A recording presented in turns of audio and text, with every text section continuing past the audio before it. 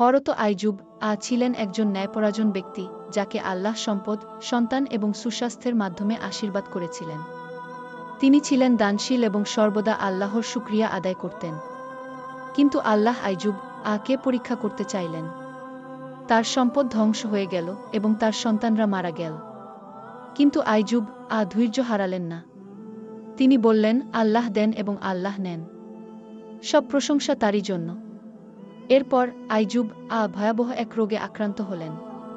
তার শরীর দুর্বল হয়ে পড়ল এবং তিনি কাজ করতে পারলেন না। কিন্তু তিনি কখনো অভিযোগ করেননি। তিনি সবসময় কৃতজ্ঞ ছিলেন এবং আল্লাহর কাছে প্রার্থনা করতেন। অনেক বছর কষ্ট সহ্য করার পর আইজুব আল্লাহর কাছে হাত তুলে দোয়া করলেন, নিঃসন্দেহে কষ্ট আমাকে স্পর্শ করেছে, আর আপনি পরম দয়ালুদের মধ্যে সবচেয়ে দয়ালু। আল্লাহ তার দোয়া কবুল করলেন। জমি থেকে পানি প্রবাহিত হল এবং আইজুব নিজেকে ধুয়ে ফেললেন। তার স্বাস্থ্য ফিরে এল এবং আল্লাহ তাকে দ্বিগুণ সম্পদ ও আরও বড় পরিবার দিয়ে আশীর্বাদ করলেন।